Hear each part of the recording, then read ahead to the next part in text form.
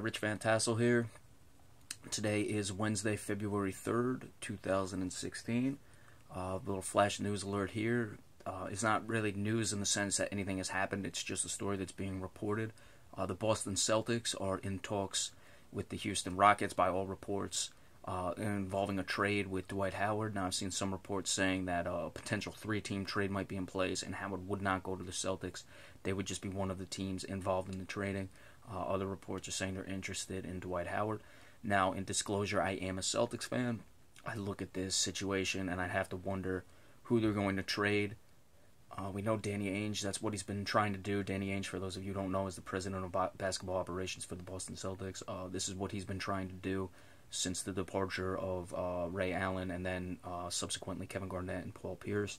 He's been trying to gain assets. He has a lot of draft picks, a lot of cap space and things like that in order to move up in the draft, as well as potentially make trades or sign guys in the offseason, any offseason with a lot of cap space.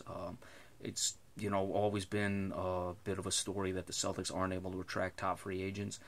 It seems that Dwight Howard has had no interest in going to Boston in the past when talks of this have come up, but certainly he is now talking about it. Now, the Boston Celtics, their probably biggest trading asset is they currently hold Brooklyn's pick for this draft. Brooklyn is struggling. It could potentially turn into the first overall pick. That remains to be seen. So I'm going to go both ways with this. With the Celtics, you look at Dwight Howard, certainly of mixed opinions on him. I don't think he's as great as some people may give him credit for. I don't think he's as bad as others who would be opposed to him would have you believe. His offense has not come along as well as I would have hoped throughout his entire career. He's still a big-time defender. He's certainly a big-time rebounder. He allows guys to help on defense. It's one of the biggest things, I think, that gets overlooked with Dwight Howard is he can take two guys on the glass. As good of a help defender as he is as blocking shots, he also allows other guys to play very aggressive. And you look at the way the Celtics play defense with their guards and forwards. You have guys like Jay Crowder at the small forward position, Avery Bradley, Marcus Smart. They really like to pressure the ball. Even Isaiah Thomas, when he's in the game, Isaiah Thomas is kind of a smaller guy, only 5'9", but it would allow him to pressure guys more and certainly play at least the best defense he's capable of, because he can just allow himself to get beat and not really get involved in the post and let guys bring him down there. He can be much more aggressive on the perimeter, and if he gets beat, he has a guy like Dwight Howard or anyone else to help, because should someone else be able to help, then Dwight Howard can take two guys on the glass and rebound the basketball. That's where I think Dwight Howard is most effectively. Obviously, his free throw shooting has been bad throughout his career. His offensive game, hit or miss. He's not playing that well this season. His PPG is down than it has been in previous seasons. So you look at that, certainly advantages for the Celtics to trade him, though. It would still be an upgrade over what they have at center. I'm not a big Jared Sullinger fan. Last night against the Knicks, we saw a guy, Tyler Zeller, come in. He's a guy I like. He's a solid contributor. He can do things on both the offensive and defensive end. Certainly a better outside shooter than Dwight Howard, but he's still just not the player of Dwight Howard's caliber. You also have Amir Johnson on the front line, a guy they gave $12 million to. But Amir Johnson can definitely play power forward while Dwight Howard played center. So I would look at it as an upgrade. Regardless, you would still like to have Dwight Howard on the team. Now, that is contingent, and this is where we're going to go from here, on who you would have to give up to get Dwight Howard.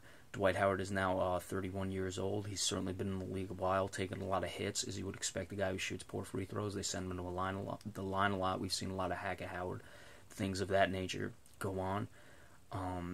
Do you give up Brooklyn's top overall pick, which could potentially be the number one pick? Now, it's not a guarantee that it's going to be the number one pick, so should you give it up and it turns out to be whatever, the 5th, 4th, 6th pick, and you get Dwight Howard for it, then you look good. Should you give it up for Dwight Howard, he comes, doesn't want to resign, and it turns out to the 1 pick, then clearly it looks bad. So that's a situation you got to weigh the risk-reward as far as that regard, because the pick is not guaranteed yet. It's the old adage, a bird in the hand is worth two in the bush. So you got to look at it in that regard as well. You do have a lot of guys who aren't getting minutes, some relatively high draft picks. You have Terry Rozier, James Young, who can't seem to crack the lineup. You also have guys like R.J. Hunter, because they had 3 picks last year. A guy like Jordan Mickey, who the team is very high on down in the D-League. And you have other draft picks as well. You have also the Celtics are going to have their own draft pick this year. They have Dallas's coming up. And they certainly have a lot of cap space to sign Dwight Howard. You could send some cap considerations. You have David Lee, a big contract, an expiring contract. You could send him off. But there's a lot of questions as to what you would give up for a guy like Dwight Howard. So it's, your basic trade. Are you going to have to give up a lot to get him? Certainly you have to consider it.